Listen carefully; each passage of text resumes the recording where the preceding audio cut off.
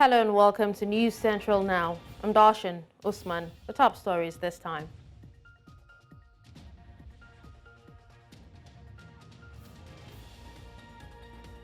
Former Imo State Governor Emeka Ihedioha quits PDP. Nigerian Safety Bureau begins investigation following overshooting of runway by Dana aircraft. 16 dead, 28 missing as boat capsizes off Djibouti. Details of these stories and more shortly.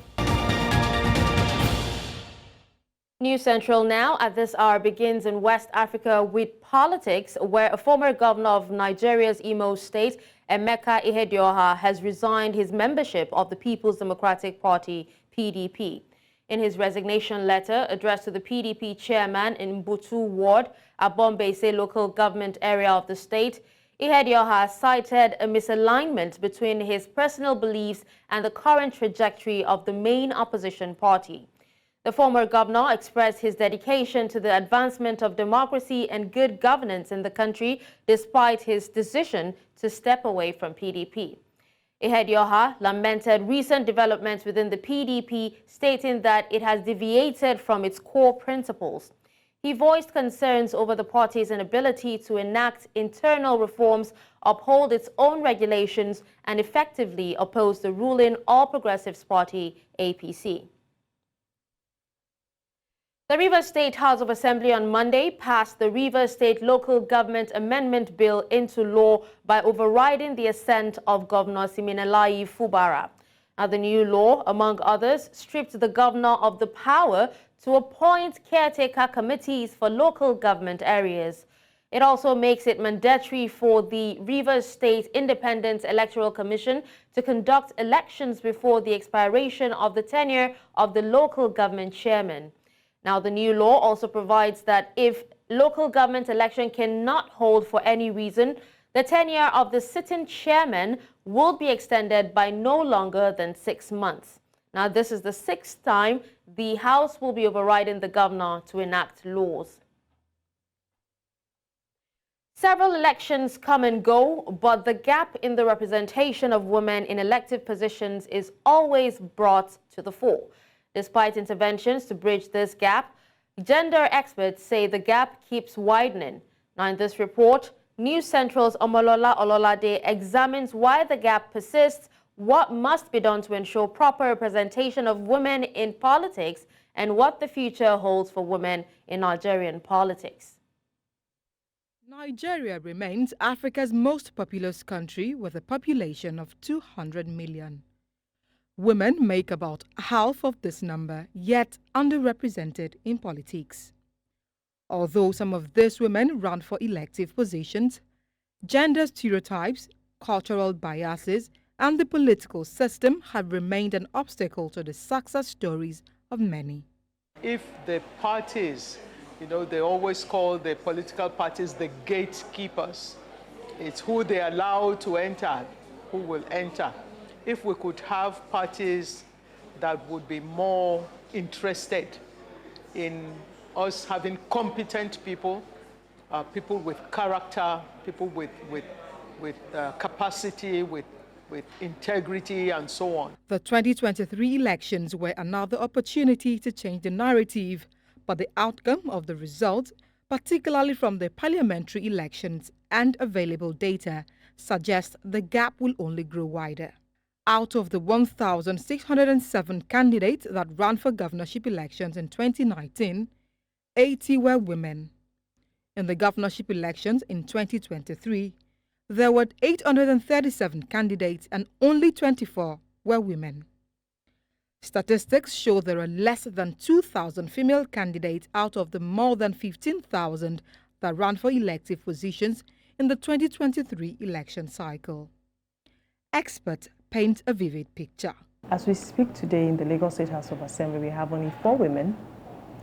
At the national level, at the Senate, we have just 4 of the 109.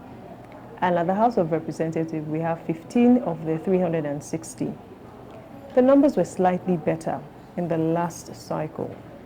it feels like there is been a regression of sorts. In March 2022, the Senate and House of Representatives threw out 5 proposals meant to give women more concessions in politics. 3 of those bills were recorded for consideration, but nothing has been heard since then. We got judgment that there must be 35% affirmative action of the inclusion of women in appointments. We noticed that without discussing it, without making it public, government sneaked into the Constitution and amended Section 146 of the Constitution to read that not less than 10%.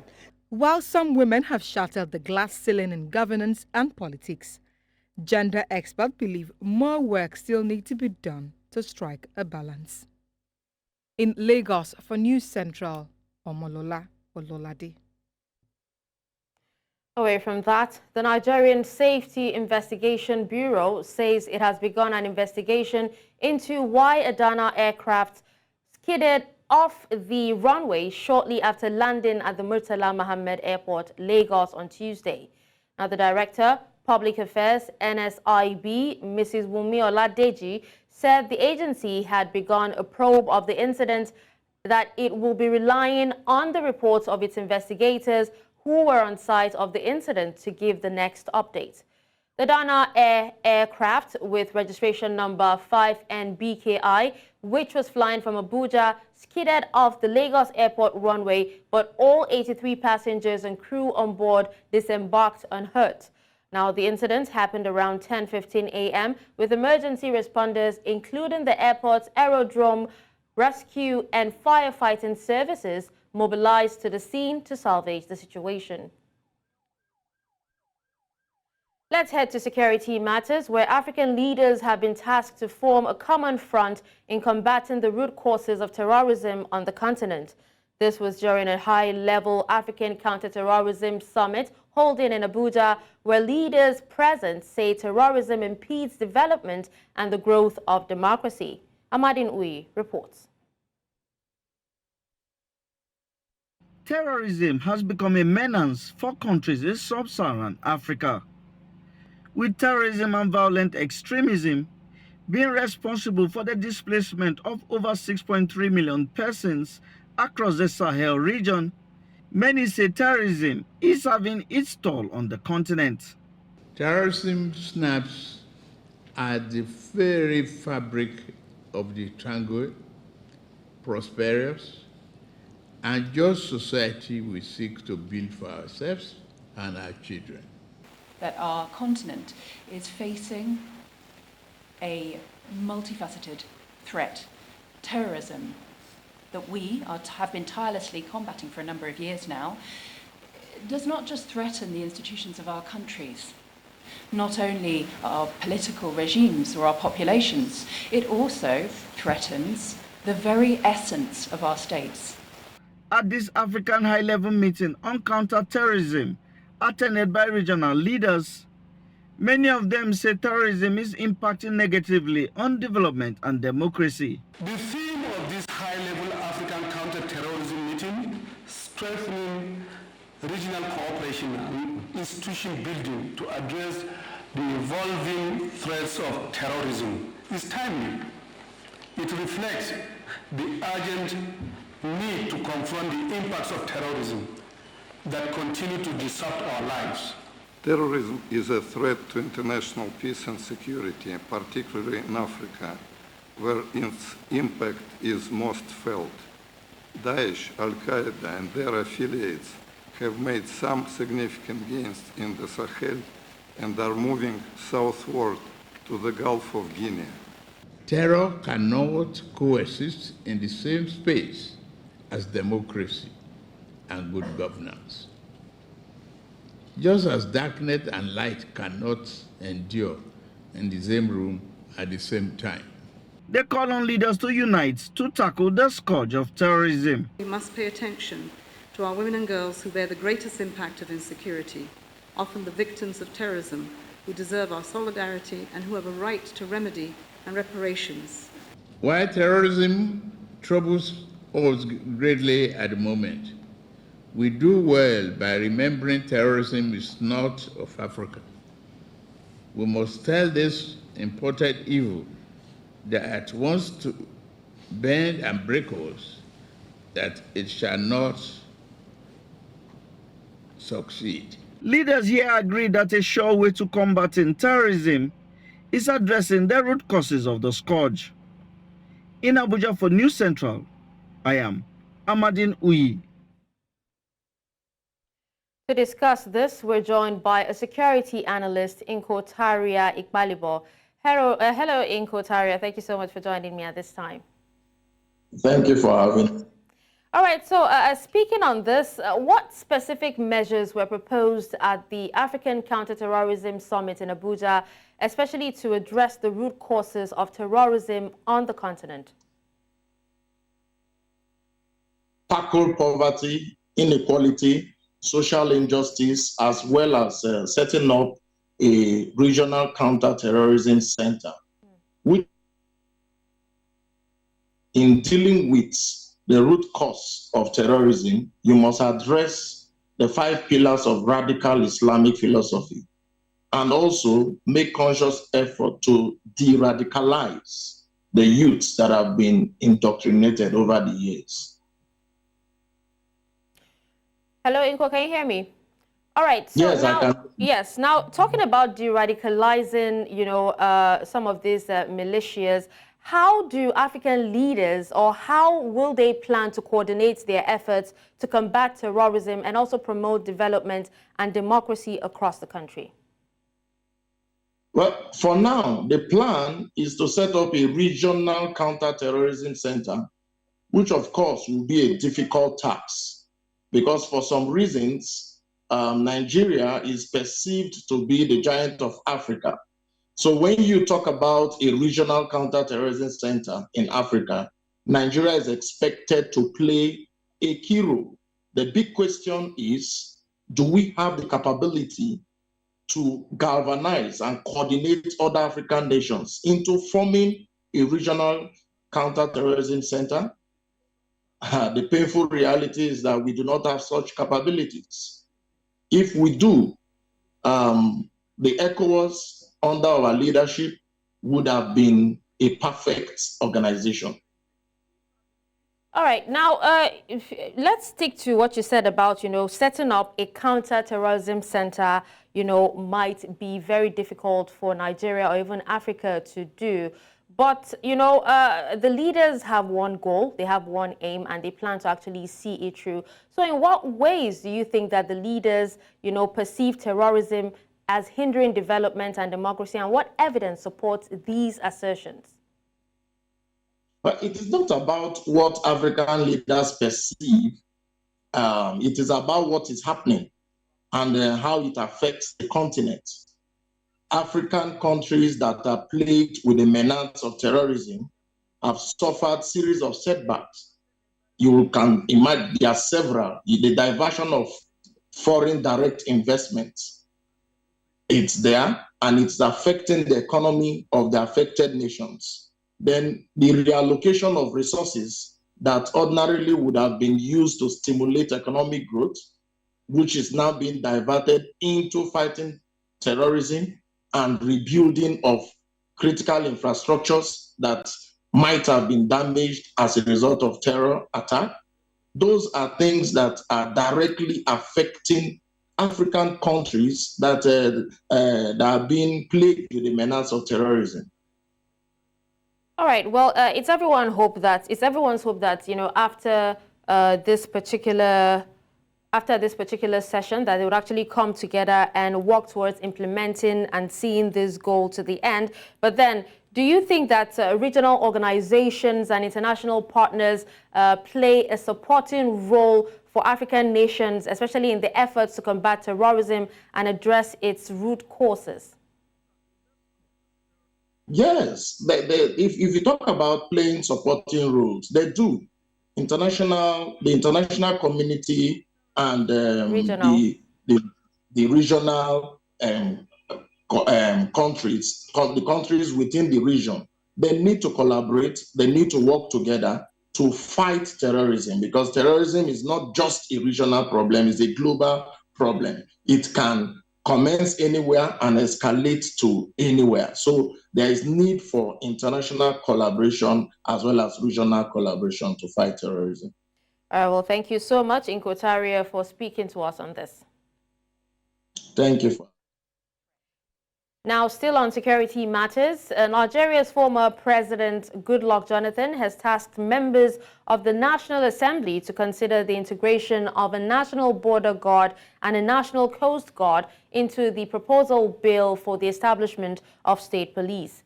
The former president made this known during a national dialogue on state policing, saying that the current security architecture at the nation's borders are inadequate to tackle peculiar security challenges being witnessed. Idong Joseph reports. In recent years, the clamor for the establishment of state police has drawn diverse arguments, with some for and others against the proposal. While the escalating insecurity situation in the country calls for urgent action, Nigeria's House of Representatives, after passing the bill for the second reading, has convened a national dialogue to get recommendations and inputs from stakeholders to finding lasting solutions. Let me state categorically that the House and indeed the National Assembly does not have a fixed position on this matter. Our role is to facilitate a dialogue and generate consensus. When I set up the 2014 National Dialogue, within that period, we have a lot of challenges in the country. People were agitating so many areas. But when we set up that dialogue, one thing that the whole almost 500 delegates agreed without much ado was the issue of state police. Nigeria's former president, Goodluck Jonathan, and the former head of state, Abdulsalami Abubakar, while sharing their experiences, urged the consideration of inputs from traditional rulers and the consideration of border guards and coastal guards into the bill. If a stranger enters a village, within hours, the village head knows about that stranger, and through their means of communication, the emir is aware. The National Assembly, while you are debating or conducting a public hearing on the state police, these issues of National Border Force must be considered. On the issue of state police, it is the submission of the leadership of the Nigerian police force that Nigeria is yet to mature and ready for the establishment of state-controlled police. President Bola Tinubu, who was represented by his vice, pledged the commitment of the executive to implement the legislation when passed. The insights we gain will inform our administration's approach to supporting legislation that not only enhances the capacity of our police force, but also strengthens the bonds of trust between law enforcement and the public. The discussion for the abduction of state policing has always courted controversies. Stakeholders here are calling on Nigeria's National Assembly to give more attention to issues bordering on right of abuse of citizens, financing of the police, and modalities for their recruitment. In Abuja for News Central, I am Idong Joseph. Thank you, Idong, for that report. Now, let's also tell you that the Inspector General of Police, Kayode Egbetokun, believes that the country is not mature for state policing despite the myriad of challenges facing it. Now, he spoke during the National Dialogue on State Police held in Abuja. The IGP argued, among other factors, that there is the potential for abuse of power by the state political leadership. He stated that state governors could use the police forces under their control for political or personal gain and undermine human rights and security. I actually agree with the IGP of the police. Because of my own reasons, it may actually also be similar to what he also thinks. There are a lot of things to be done that will serve as prerequisites before having a state police. And if we are really ready, those things will have to be put on ground.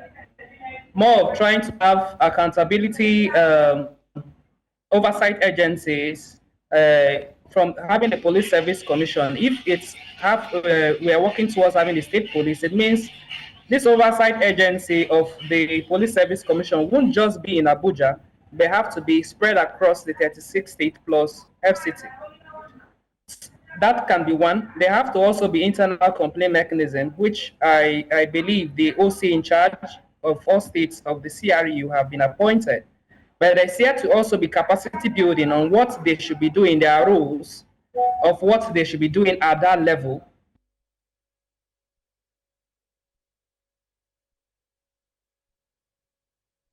That was security expert and executive director, Elixir Trust Foundation, Emmanuel Ikule Soke, to speaking more on this to us.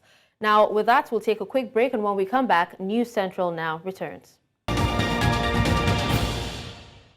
Thank you for staying with us. Now to health matters. Last week of April in every year is the global immunization community celebrating the life-saving power of vaccines. Now, this year's celebration of World Immunization Week marks 50 years of the essential program on immunization. This is a global endeavor to ensure equitable access to life-saving vaccines for every child, regardless of their geographic location and socio-economic status. Now, the theme for this year is Humanly Possible, Saving Lives Through Immunization. Established in 2012, World Immunization Week was created to raise awareness about the importance of immunization. This is to encourage people to work in their communities to protect people's health through vaccination. Earlier, Chief of Health, UNICEF Nigeria, Adewole Quits, spoke to us on the significance of this week. The expanded program of immunization was launched 50 years ago and had tremendous success. More than 154 lives have been saved since then. However, what we are seeing now, and we are seeing this year since COVID-19, that vaccine hesitance, reluctance, misinformation, mistrust is ramping. And what we are seeing is we need to reinforce the message. We need to fall back in love again, right after 50 years, to ensure that all children are immunized. So that's the essence. In Nigeria, still 2.2 million children don't have any single vaccine, right? So the idea is vaccination, immunization should be inclusive for all. So all the children have access to the vaccines that they need. The national chairman of Nigeria's opposition party, the National Rescue Movement, has urged aggrieved members of the party to sheath their swords and embrace peace over the control of the party's leadership. Now, this followed a ruling by the Federal High Court in Abuja, which dismissed the suit filed by aggrieved members of the party seeking to sack the national chairman. The court ruled affirming Isaac Ude as the substantive national chairman of the National Rescue Party. That the party did not perform well at the last general election, and they are now ascribing it to their national chairman. And it's not part of the disciplinary actions under the constitution of the party. So they came to court, and they have been parading themselves, writing to INEC that INEC should see them as they purported to have appointed an acting national chairman and be acting illegally. They themselves came to court and sued INEC and the national chairman. And by God's grace, today, the Federal High Court, Honorable Justice James Kolawole Omotosho, delivered judgment, dismissed their suit, and deprecated them for undemocratic actions. Inasmuch as all the actions they took at the meeting was declared invalid outrightly. So the matter permanently should be laid to rest, and that is the condition of the matter.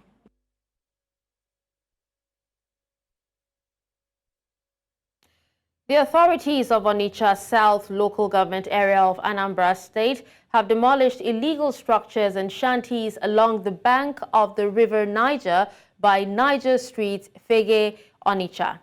Now, the exercise, which started on Sunday, saw the demolition of machine houses, stores and sand beaches of sand miners and traders doing business along the area. The demolition affected several equipment houses, shops and business premises, and it is coming barely a month after over 2,300 shops in the same area were demolished by the council area. The demolition was supervised by the chairman of Onitsha South Local Government Area, Emeka Orji, along with over 15 operatives of the Anambra State Vigilante Services. Speaking during the exercise, Orji re-emphasized the state government's determination towards reclaiming the land from the present occupiers. Fuel queues have resurfaced in Nigeria's capital, Abuja, as there is a current business boom for black market sellers. News Central Television visited some petrol stations within the capital where some drivers expressed frustration over their inability to buy petrol. Marvelous Obomanu tells us more. This is not the first time the nation's capital is witnessing long fuel queues. In 2024, there have been reported cases of residents spending long hours to get fuel, either for lack of the product or hoarding the product by independent marketers subsequent to a price increment. As Nigerians struggle to get the premium motor spirit, black market sellers are using the opportunity to make a kill by increasing the price of the product. Okay, 15 liters, how much? 10,000, 12,000. Here at Total Filling Station, you can see how some Nigerians are struggling just to get the product. Some of them say it is a shame that a rich oil-producing country like Nigeria, yet they are still seeing pockets of fuel queue here and there. Some of them say they'll spend 3 to 4 hours just to get the premium motor spirit, and that this has also affected their business activity of the day. I was here early hour this morning, so I saw a very long queue. So I don't know, almost 90% of fuel stations in Abuja, they are all shut down. So I've been here now for the past 3 hours. Same all over. Most of the fuel stations are not on. You can see like the ones opposite MMPC towers. There are plenty of queues here. Coming to this place now, the same thing. Then you can see now we are moving around to see if you can get from Gallon, and it's very difficult. I'm suspecting maybe there was going to be a slight price adjustment, because aside that, I don't see any other reason why that should be. Some of them express frustration over their inability to get the product and wonder why a country rich in oil is still facing such challenges. It's a bad moment to us as a nation and as a citizen, as an oil producing nation. Queuing for a fuel, I should label it a taboo to Nigeria as a country, and it's a shame. How can Nigeria be an oil producing nation? Fuel subsidy is still out, and we're still going through this. It's alarming. Although the cost of the fuel queue is still unknown, adding the price increment to the hardship being faced by citizens further increases their burden. In Abuja for News Central, Marvelous Obomman. Nigerians have been tasked to embrace diversity and celebrate its differences of gender and religion. This is as interfaith experts converge on the nation's capital, Abuja, saying the inability to manage diversity will affect Nigeria's growth and development. Amadin Oyi reports.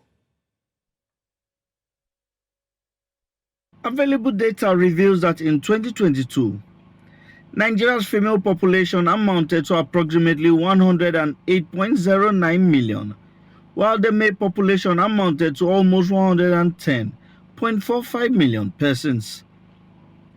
Despite the fact that this gives an approximate 50 to 50% population ratio, experts say the lack of inclusion of women in governance is proof of Nigeria's inability to manage diversity. Since the colonial times, even after decolonization, Nigeria has a challenge with managing diversity.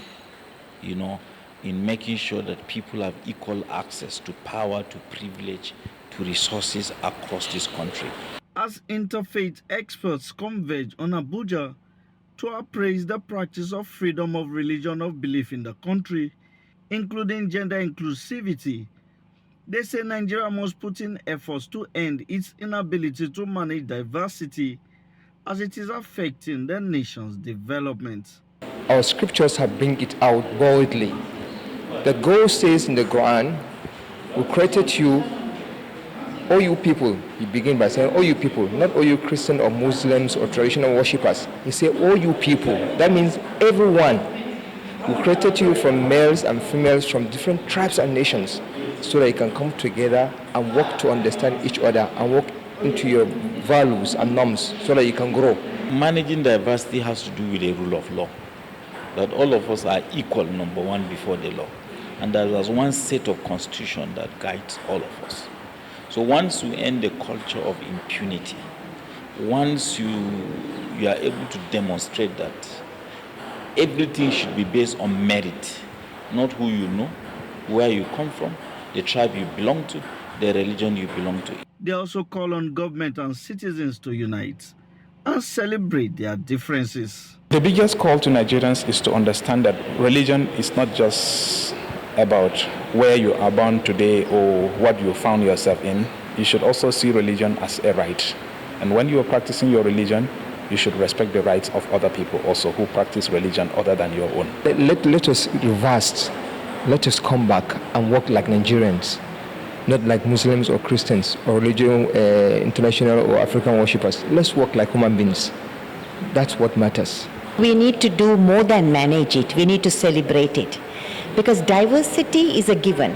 You're different, I'm different, she's different. But plurality should be the word that we need to learn to use. Plurality means we come together and we celebrate their differences. In Abuja for News Central, I am Amadine Uyi. Coming up after the break. More than 50,000 displaced by clashes in northern Ethiopian region. We'll bring you details when we come back.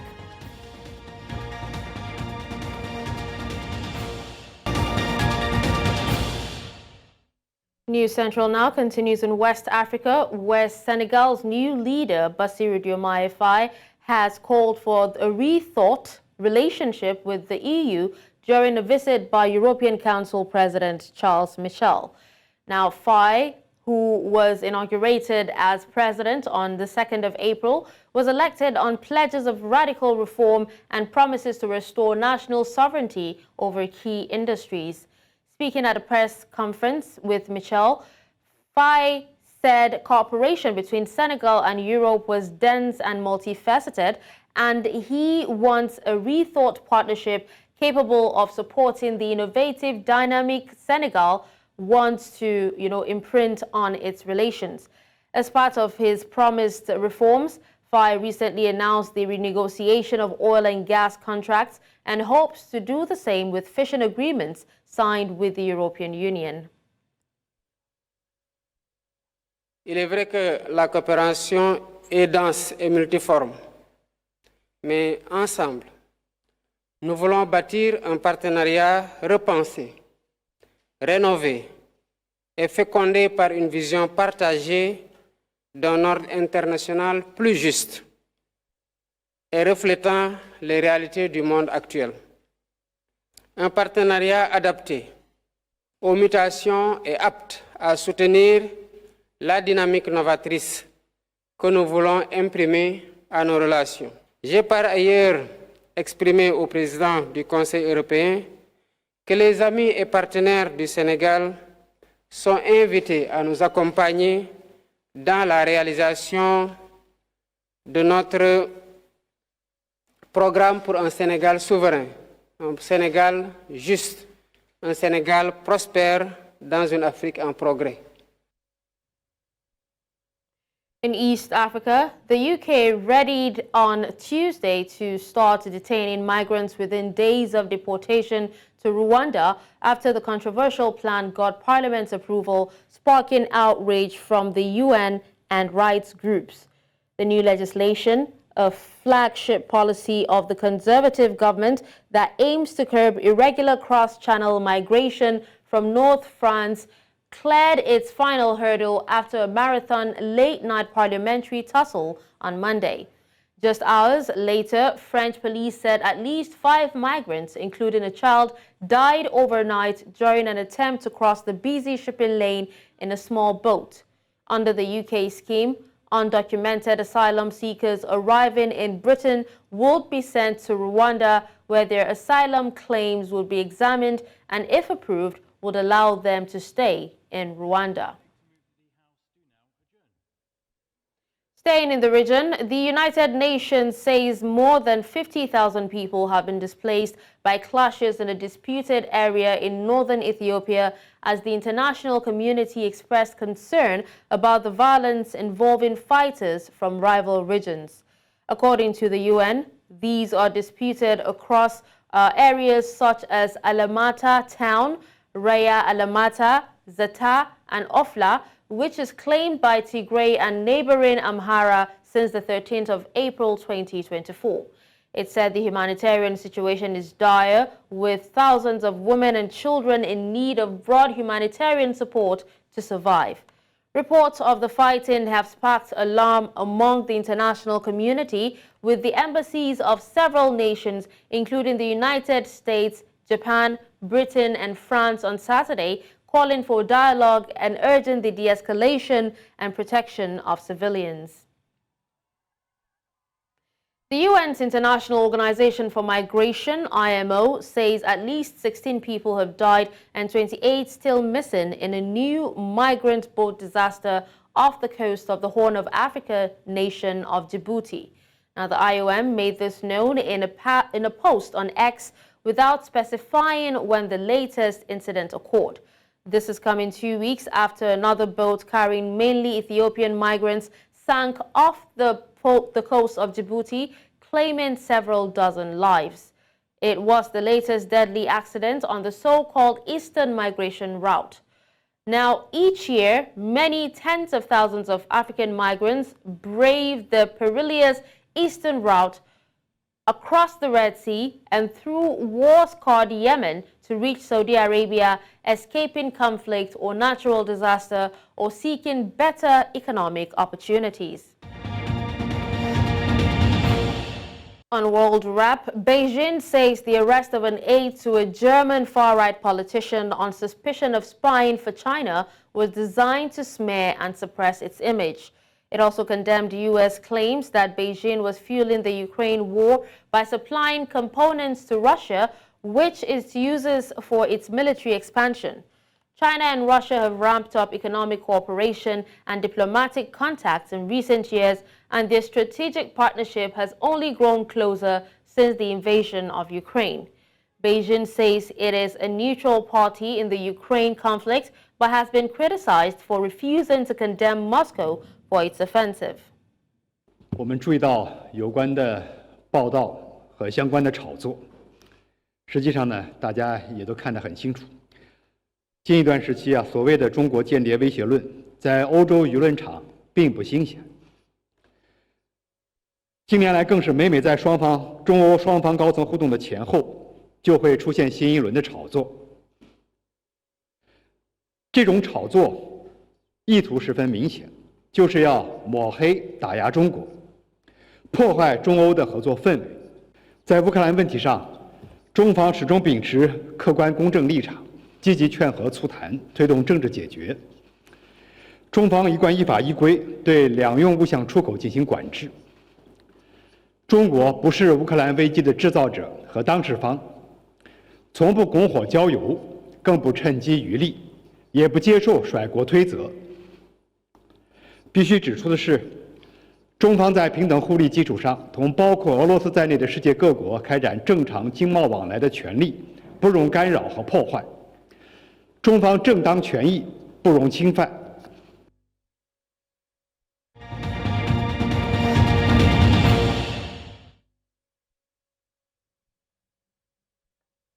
In business, Dangote Petroleum Refinery has once again announced a further reduction in the prices of diesel and aviation fuel to 940 naira and 980 naira per litre, respectively.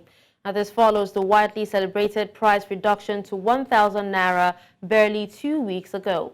The price change to 940 naira applies to customers purchasing 5 million litres and above from the refinery, while the price of 970 naira is for customers buying 1 million litres and above. The head of communication, Mr. Anthony Chiejina, explained that the new prices is in line with the company's commitment to alleviate the economic hardship in Nigeria. The refinery has entered a strategic partnership with MRS oil and gas stations to ensure affordable fuel prices for consumers in all their stations. Kenya is projected to overtake Angola and become the fourth largest economy in sub-Saharan Africa this year, according to the International Monetary Fund, the IMF. The forecast indicates that Kenya will maintain this position until the end of 2029. In 2023, Kenya's GDP was estimated to have grown to $108.9 billion, while Angola's GDP was projected to shrink. Ethiopia, on the other hand, is expected to surpass both Angola and Kenya to become the third largest economy in the region. However, there are concerns about the credibility of Ethiopia's exchange rate and the accuracy of its GDP figures. Despite these challenges, Kenya's economic growth is anticipated to attract investors due to its larger market size.